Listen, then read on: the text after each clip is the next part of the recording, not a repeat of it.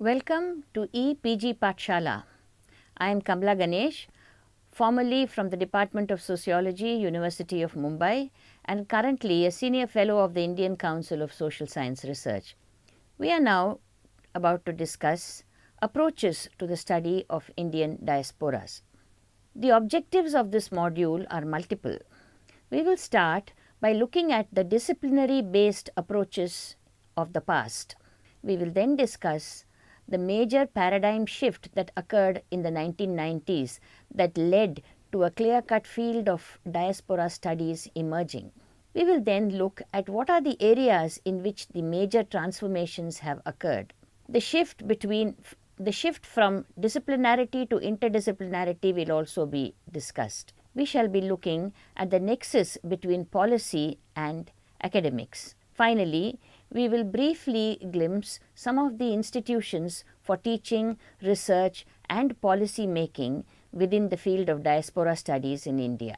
Research on the Indian diaspora is relatively recent. It is only from the 1990s that a distinct interdisciplinary field of diaspora studies emerged. Before that, the term diaspora was not used. Overseas Indians, Indian immigrants, Indians living abroad were the terms used. Emigration from India is an old phenomenon. Pre-colonial trading communities would visit and some of them settled in Southeast and Central Asia. During the colonial period, large groups of Indians were recruited as indentured labor to work in other British, French, Dutch colonies spread all over the globe, notably in Africa, Caribbean, Southeast Asia and the Pacific. There were also other kinds of migrants in business and trade and also in the service sector in sundry jobs. After independence, there were several waves of migration. Students going to the West for higher studies and professionals for better economic opportunities form a distinct group. Then the emigrants to the Gulf countries from the 1970s following the oil boom, mostly workers both skilled and unskilled, and some highly qualified professionals as well. Gulf migrants in fact form the largest proportion of Indians overseas. The most recent wave of emigrants to the advanced industrialized countries consists of IT professionals with a wide spectrum of IT skill sets, beginning from data entry and software programmers to cutting-edge technology leaders and Silicon Valley entrepreneurs. From the colonial period itself, information on migrants began to be systematically collected. This was part of government effort to collect certain kinds of information for consolidating its administrative and political control on its subjects. This sowed the seeds for an academic field to grow. These materials have formed a fertile source for historians to study overseas migration in the 19th and early 20th centuries. Research and writing on the Indian diaspora has some noteworthy features. It has come from at least 3 geopolitical locations, from India itself, from the diasporas and from the West. Each body of work reflects this locational dynamics. Until recently, diasporas were studied through a disciplinary lens in the social sciences and humanities. Interdisciplinarity has been espoused formally only in the last few decades. Traditionally, in Indian social science research on diasporas, history and ethnography were strong, along with economic research on the brain drain. Of late, political scientists and economists are taking considerable interest. Literature from diasporics has had a long history and critical studies of them started emerging soon after that. Thus, the early theoretical and methodological approaches to the Indian diaspora follow the major concerns and debates within the respective disciplines. Few academics take up the study of Indian diaspora as their full-time research interest. Former bureaucrats, diplomats and practitioners in the field have contributed a lot to the writings. Most research tends to follow the developments in international migration as well as the changing dynamics of Indian society rather than set its own agenda. Government of India policies have had a considerable influence on the shaping of research policies, especially since 1991, when an aggressive pro-diaspora policy was started. This, of course, is not always and necessarily a desirable situation. Indian diaspora studies is a growing field attracting fine research-oriented minds. Collaborative and comparative interdisciplinary work has started coming out with insights emerging on a range of issues. It is a field that is here to stay and can make seminal contributions to our understanding of contemporary global dynamics. Development in the field of Indian diaspora studies can be demarcated into 2 phases, before the 1990s and after it. 3 major phenomena of the early 1990s in the Indian landscape: globalization, liberalization and privatization led to a paradigm shift in India's relationship with its diasporas. The theoretical approaches also changed. A succinct account of this transition can be found in the Encyclopedia of the Indian Diaspora, edited by Brij Lal and others. During the colonial period, the Indian national movement took up the issue of the problems of overseas Indian indentured labor.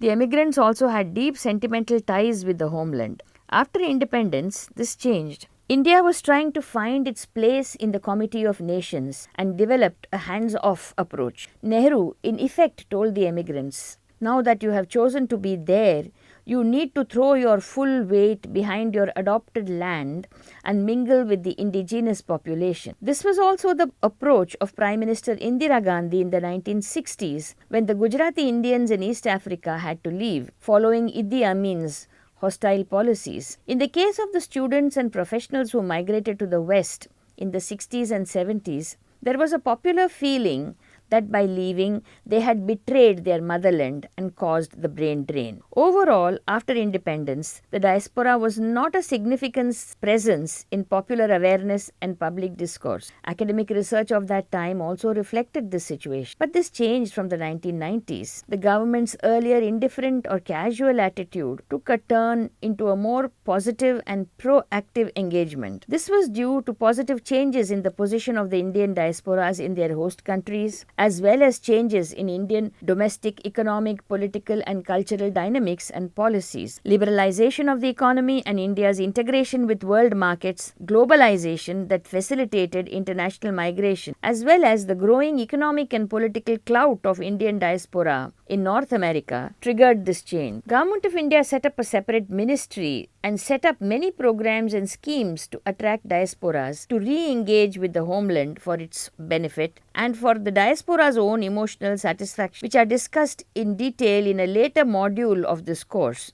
As Navjokes put it, the new pride paradigm in which the successes of the diaspora are accepted and celebrated by the government and people in India is also reflected in the academic publication in terms of an increase in quantum and a change of focus. So, contrasting the traditional and recent approaches, the traditional literature falls into three broad categories: historical, anthropological and diplomatic. And there are two main perspectives underlying these studies: the socio-cultural perspective and the political economy perspective. The former stresses on the tendency for Indians to carry their culture wherever they go, recreate it, hold on fast to it, integrate economically rather than assimilate culturally. The latter, the political economy perspective, analyzes the objective conditions that create subjective consciousness. Historians on pre-independence India have been active and productive in their writings on the trade diaspora. They have also written extensively on indentured labor.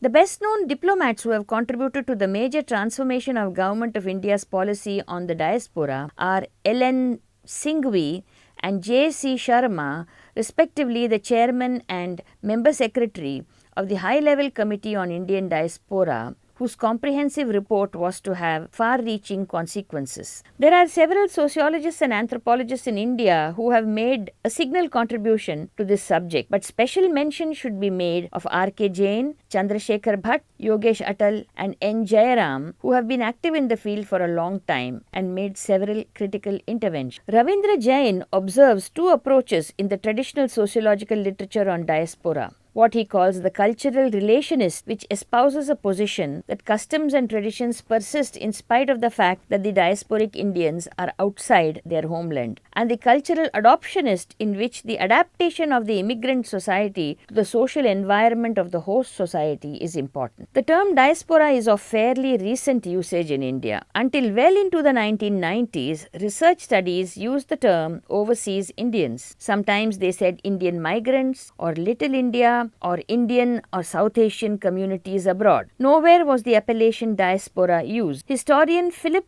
Curtin was, in 1984, the first to introduce the term diaspora in the context of South Asia when he talked about its trade diasporas, but it still did not enter popular discourse. Overseas Indians is not just a phrase, it signals a certain genre of studies. The assumption was that migrants were primarily Indians displaced from the homeland who would someday return. The most popular theme of these studies was cultural continuity, the ability of Indians to retain, reconstitute, recreate, and revitalize many aspects of their culture in an overseas setting.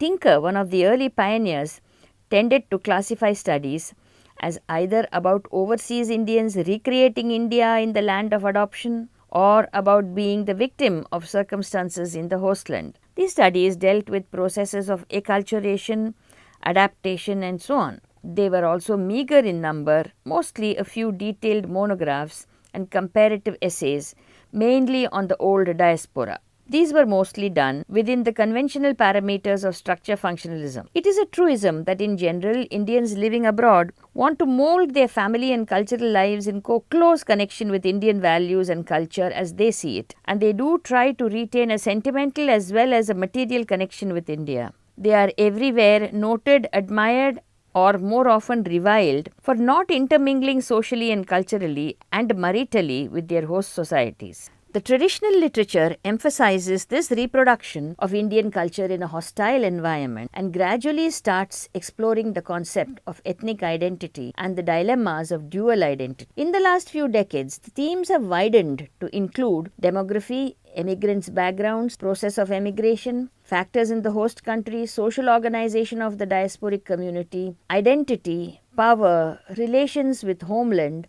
and India's orientation towards its diasporas. There is also an expansion of regions focused on. Earlier, there was more focus on the Caribbean and Africa.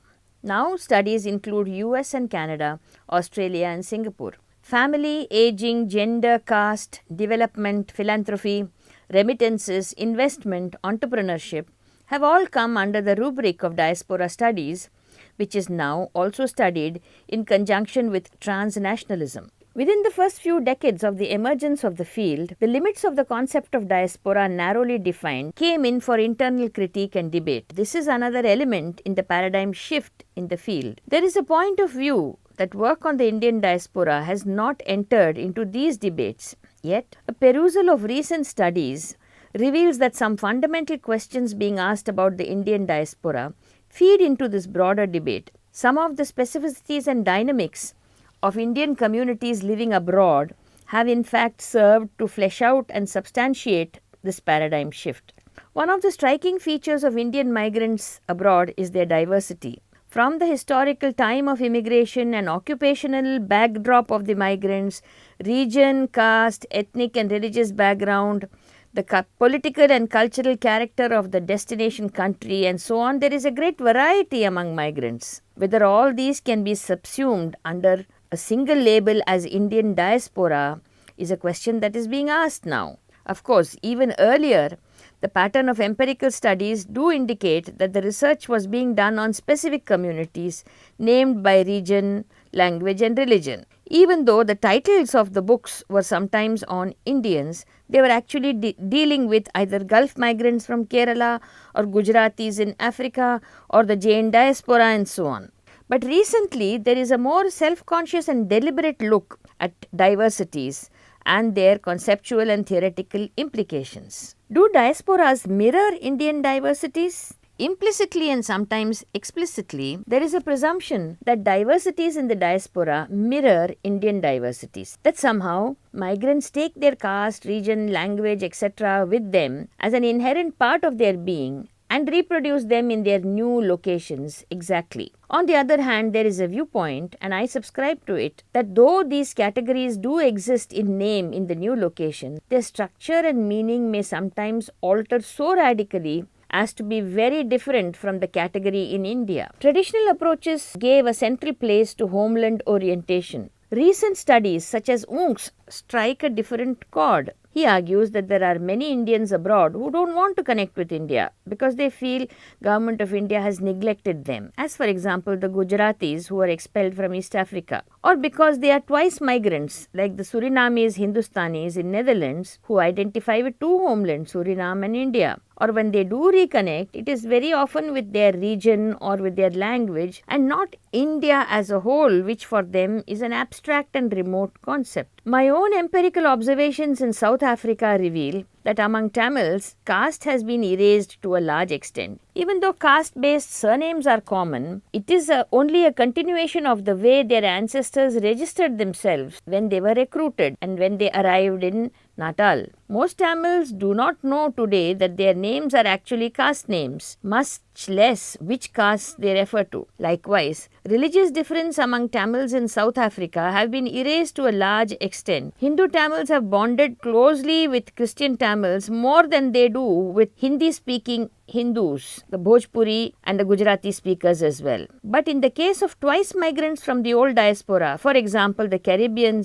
Indians in the UK or Canada, Unk reminds us that for them their region or language of origin is only a vaguely recalled second-hand memory, and India, the country, is some kind of a reference point. Also in the past few decades of Government of India's aggressive pro-diaspora policy, there is a powerful recreation of the nation, and this to some extent modulates the appeal of region and language. This brings us to the problematic framing of multiple identities as mutually incompatible in some of the earlier works. Undoubtedly, the emphasis on language and region of Indian diasporas is a welcome shift from the earlier conceptual emphasis on national identity. However, as the recent literature on identities points out, they are multiple, they have fluidity, and their nature is constructed, and this alerts us to the dangers of positing regional, linguistic, religious identity as incompatible with an Indian diasporic identity. In fact, empirical studies show how at different moments language, caste, or Indian identity comes to the fore. Which identity is prominent at any given time is situational or due to deliberate mobilizing. There are well-established diasporas within India, both very old and more recent ones. Parsis and Jews, both fleeing from persecution, have been received and accommodated in India without much fanfare or objection. Siddhis of African origin came to India as soldiers. They have intermarried and largely mingled with the Indian population. There have been some studies on these, notably the Parsis. More recently, migrants from Tibet, Sri Lanka and Bangladesh have come into India. And although there is some grumbling about illegal migrants, they are not part of any debate or public discourse on immigration and integration,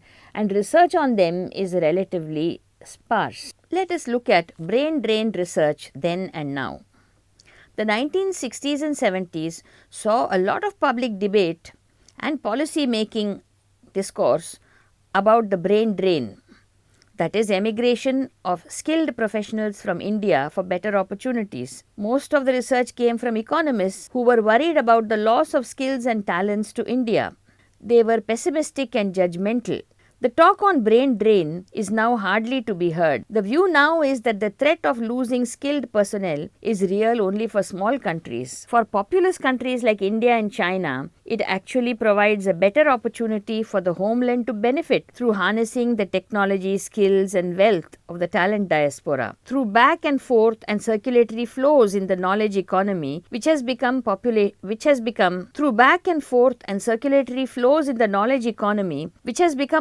with globalization. Thus, a broader understanding of brain drain in tandem with brain gain and brain chain is to be found in current writings, such as that of Khadria. One of the topics that is slowly receiving attention from select scholars is that of gender issues in the diaspora. The experience of women in the diaspora has been that patriarchal practices of the homeland as well as hostland combine to create new restraints, pressures and responsibilities for women. Women are everywhere seen as culture bearers.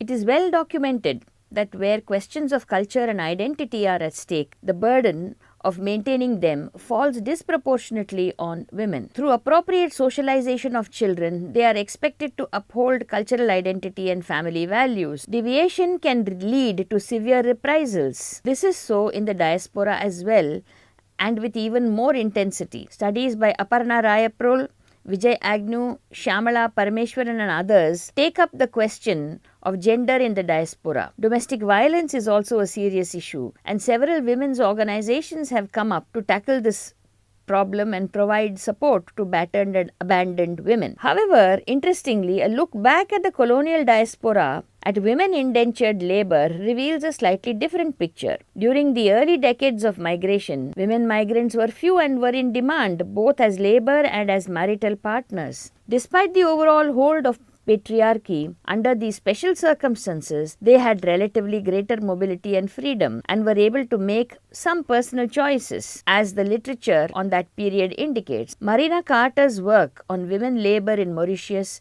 is a fine example of such scholarship. There is a fair amount of scholarly interest in remittances in the last couple of decades, but it is focused on macro level numbers and quantities and on how India has bettered China. The implications of remittances in social and developmental terms at the regional and household level and impact on poverty reduction is only now catching up, but mostly with respect to Kerala.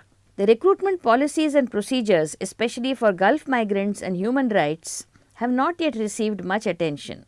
Diaspora policy itself is the subject of some academic research, and academicians are increasingly involved in policy recommendations. Some scholars have also got associated with organizations like GOPIO, or Global Organization of People of Indian Origin. Some of this scholarship is not based on primary research but consists of overviews, compilations, and anecdotal material. There is also a tendency for research to follow the pride paradigm and focus on the admirable achievements of the Indian diaspora and ignore the harsh realities of many migrants. While this is true to some extent, it is also true that good social science scholarship on the Indian diaspora is now widening in its ambit and asking broader questions. It is growing.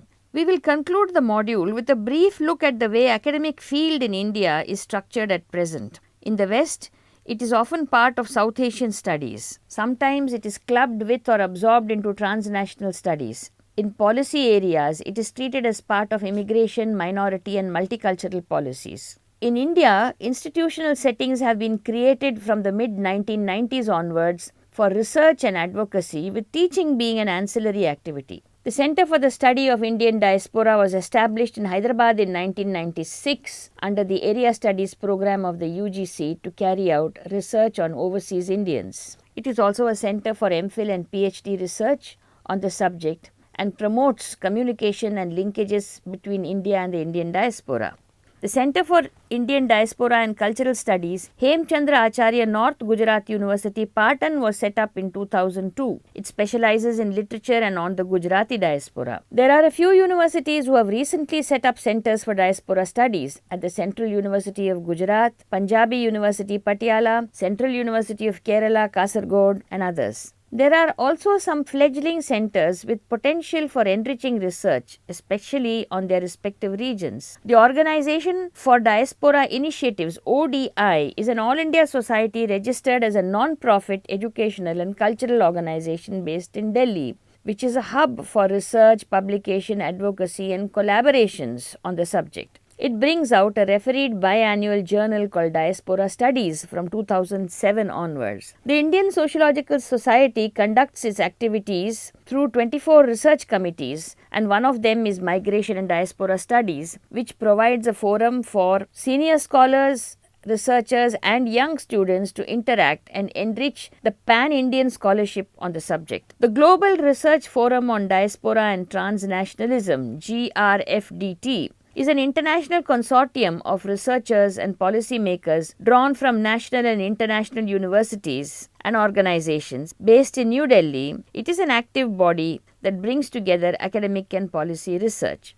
Group for Research on Indian Diaspora, or GRID, is a virtual center at the University of Mumbai that is functioning from 2009 as one of the projects of the university under its Potential for Excellence scheme. Apart from research, it has made a significant contribution by introducing teaching courses in various departments of the university. As far as teaching goes, very few universities and colleges in India offer a degree or diploma in diaspora studies. IGNOU is one of them. Departments of sociology in the universities of Hyderabad, Goa, and Mumbai offer elective courses on the subject. So do several centers at the School of International Studies in Jawaharlal Nehru University. Many departments of English in various universities teach courses on diasporic and post-colonial literature. While research is increasingly being done with interdisciplinary approaches as befits the very nature of the field, teaching is largely within disciplinary confines. Concluding, approaches to the Indian diaspora have undergone a major transition from the past which was known for its traditional approaches, to one that is now based on interdisciplinary outlooks. There has been a considerable broadening of the themes and topics included under Indian diaspora studies. It is now studied by a vast range of academic scholars, policy makers and students. It is a field that is growing. The nexus between research and policy, while overall beneficial, needs to be nuanced much more to bring out more precise and more academic insight. Largely, Indian scholars and scholars on the Indian diaspora have been following the trends in the larger field of diaspora studies globally. It is time that they looked at the material emanating out of the Indian diaspora to make more significant interventions in the field of theory, concepts and policy.